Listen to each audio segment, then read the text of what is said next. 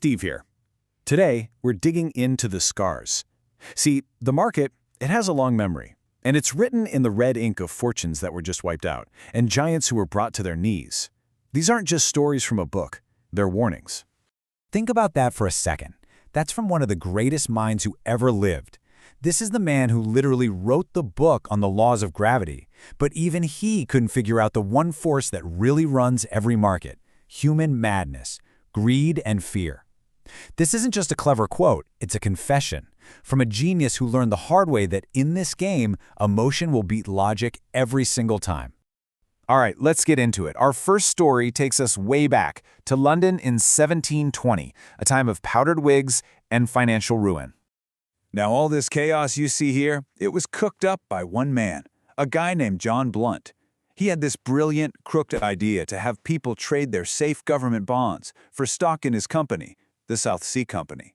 He promised them fantastic riches from trade routes that, well, they didn't really exist. He spun a frenzy out of thin air. And this is where our genius comes back into the picture. Sir Isaac Newton, he was smart. He got in early, made a fast 7,000 pounds, and he got out. Clean trade. But then he made the classic mistake. He watched his friends and neighbors, people he knew weren't as sharp as him, getting even richer. He couldn't take it. The madness got a hold of him, and he jumped back in, right at the very top. And that was the final damage, a loss of 20,000 pounds. In today's money, you're looking at a $5 million lesson. The swindler gets away, and the genius is left ruined, not by numbers or physics, but by simple human envy. Let's jump forward now. Over 100 years later, we're in America. The Titans are bigger, the money is bigger, but it's the same dance story. And this one is about a man named Jay Cooke.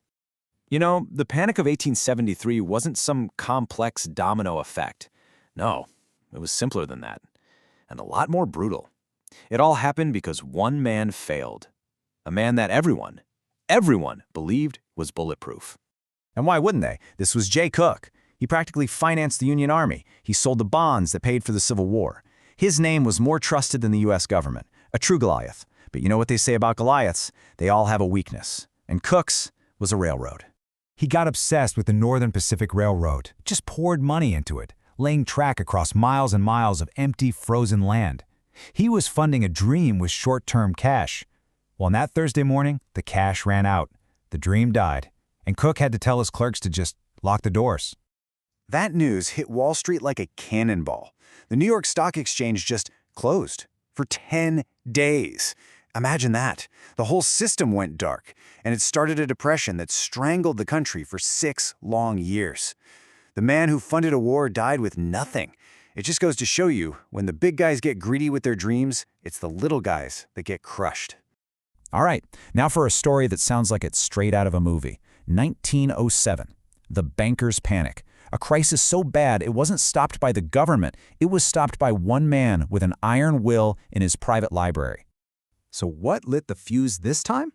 A so-called copper king named F. Augustus Hines. He got greedy, tried to corner the copper market, and the whole thing just blew up in his face.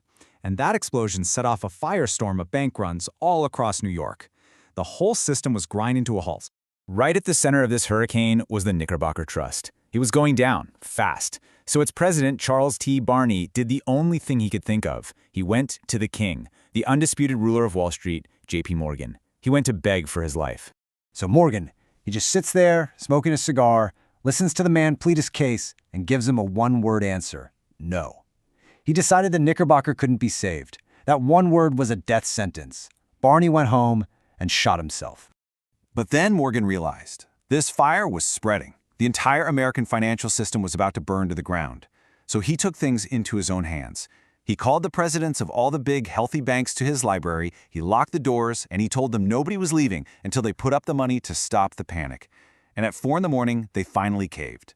The whole system we know today was pretty much born right there, in that room, from blood, cigar smoke, and cold, hard calculation. And now we get to the big one. The crash that all the other crashes are measured against.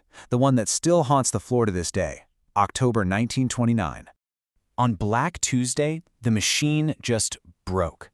The ticker tape, the thing that shows the stock prices, it was running hours behind the actual trades. Can you wrap your head around that? People were selling their life savings into a complete void with no idea what price they were getting. It was like shouting into a black hole. And who was the Goliath this time around? His name was Charles Mitchell, head of National City Bank. You know what they called him? Sunshine Charlie.